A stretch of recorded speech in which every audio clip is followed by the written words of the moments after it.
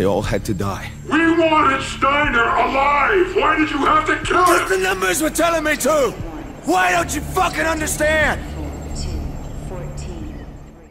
Hey, welcome back lads. Unfortunately, the Cold War experience is being ruined right now, ruined by the exact same problem which at the end of the day straight up killed Modern Warfare last year, in the eyes of many people at least, including myself. Of course, we are talking about skill-based matchmaking, which somehow people think is even worse this time around. It's a hot topic, and to be honest, it does suck to see Cold War going down the same route as Modern Warfare, the route to death. So let's look into this. Is Cold War really more sweaty, strict, and plagued by the issues of skill-based matchmaking more so than Modern Warfare?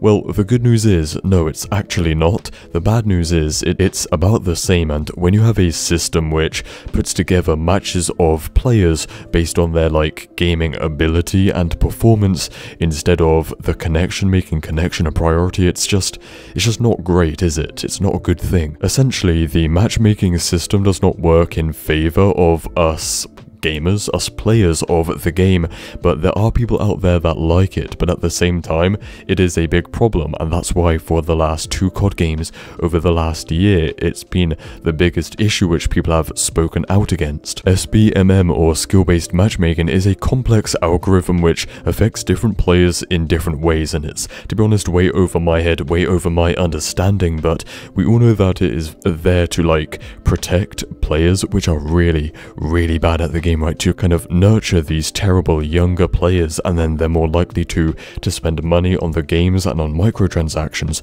but then that makes the rest of us kind of suffer and forces us into these ranked competitive matches. When you're talking about COD, COD is one of the most, easy to pick up and play FPS games. It's extremely casual.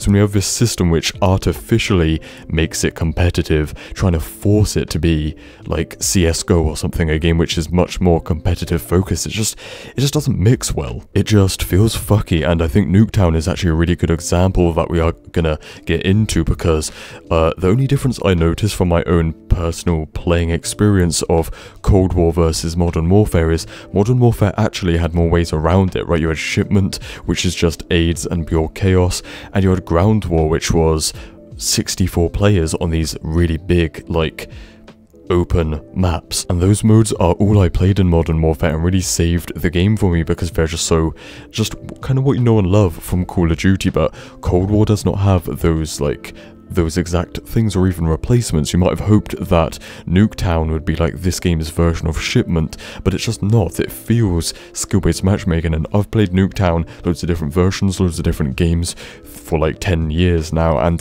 this one, you can feel the skill-based matchmaking. People don't move, you get insta-beamed and insta-killed from locations and sightlines that you just wouldn't normally in Nuketown, and also people jump shot around every corner, while Shipment in Modern Warfare is it's got to be the most chaotic experience in any COD game. It's so manic, there's no rhyme or reason to anything, so it's just all over the place. Because of that, skill-based matchmaking is kind of thrown out the window, and it's kind of the same with Ground War, just on the opposite side of the spectrum, because you're talking about bigger maps with more players and more randomness and freedom to it. I guess the way to get around SBMM in Cold War, and I've seen a few of you guys talking about it in comments and on Twitter and stuff, is that it's actually zombies, right? Because zombies has a crossover of levels and weapon levels and progression that multiplayer guys can play zombies and not feel like they're wasting their time. And yeah, I guess that's the moral of the story. Anyway lads, stay spicy, and I'll see you in the next one. Cheers.